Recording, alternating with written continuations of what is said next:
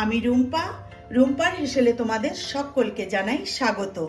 প্রতিদিনের মতো আজও আমি একটি রেসিপি নিয়ে চলে এসেছি। আজকে আমি যে রেসিপিটা তোমাদের মধ্যে শেয়ার করব সেটা হচ্ছে সজনে ফুলের চচ্চড়ি।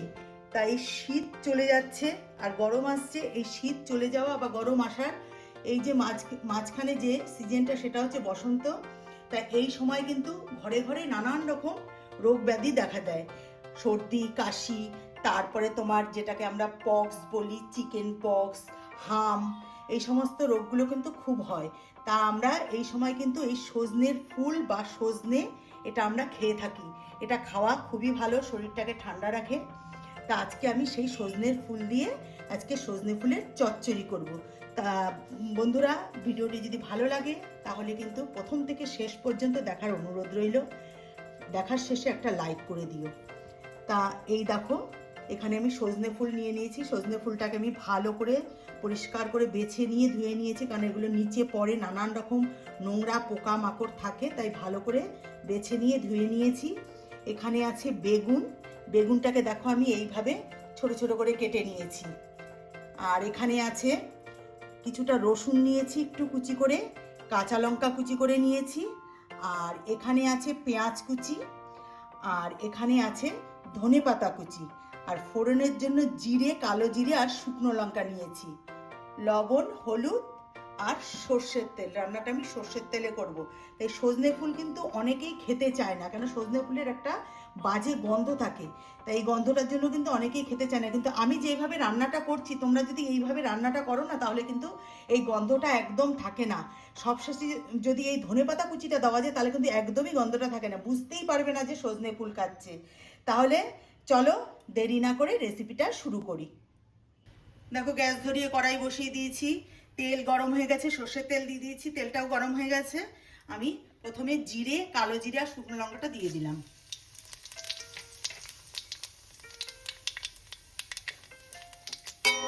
ফোড়নটা আমি একটু ভেজে নিচ্ছি।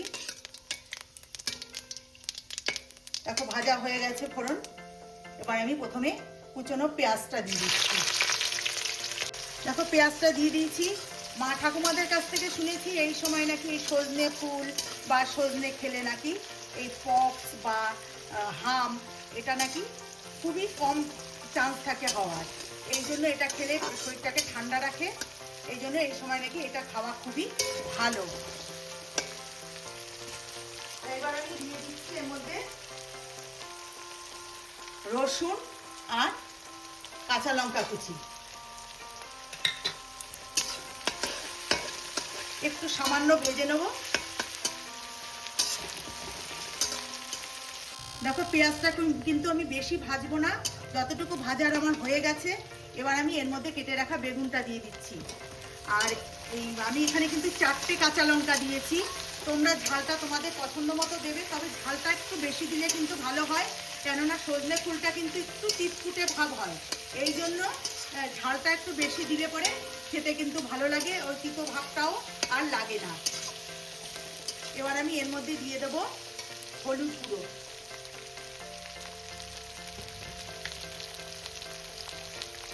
পরিমাণ মতো হলুদ গুঁড়ো দিয়ে দিলাম। আর দেবো একটু লবণ।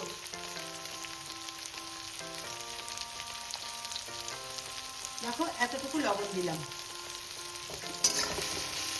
এবার বেগুনটা একটু ভেজে তারপরে ফুলটা আমি দেবো। বেগুনটা একটু ভেজে নেবো পেঁয়াজের সাথে। দেখো বেগুনটা কিন্তু নরম হয়ে গেছে। এবার আমি এর মধ্যে সজনে ফুলটা দিয়ে দিচ্ছি।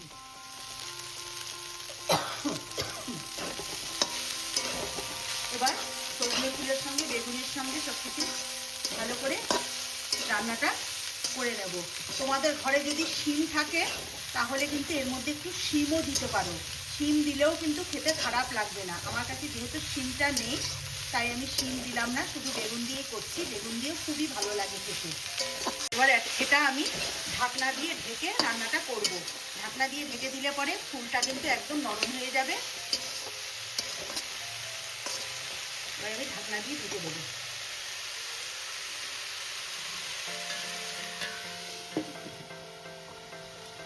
ঢাকনাটা তুলে নিচ্ছি। মাঝখানে কিন্তু আমি ঢাকনা উঠিয়ে নেড়ে চেড়ে নিয়েছিলাম। দেখো ফুলটা কি সুন্দর বেগুনের সাথে একদম মিশে গেছে। আমার কিন্তু রান্না হয়ে গেছে। এবার আমি সামান্য একটু চিনি দেব, খুবই সামান্য। এটা কিন্তু গরম গরম ভাতের সঙ্গে ভীষণই ভালো লাগে, আর এটা রুটি দিয়েও কিন্তু তোমরা রাতে ডিনারে কিন্তু খেতে পারবে। এটা রুটি দিয়েও ভালো লাগবে খেতে। আর বেগুনটা দেখো গোটা গোটা আছে, কিন্তু নরম হয়ে গেছে বেগুনটা একদমই, কিন্তু গোটা আছে।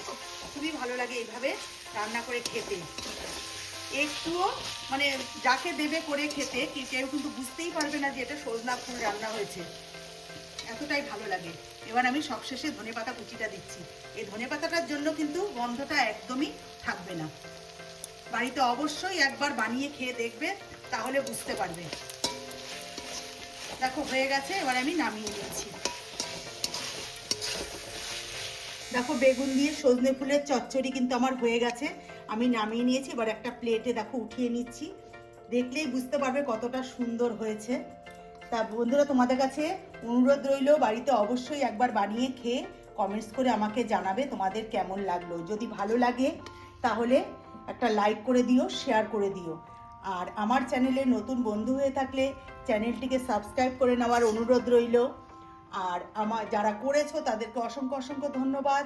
আর যারা ফেসবুক থেকে দেখছো তারা ফেসবুকের পেজটিকে অবশ্যই ফলো করে নিও।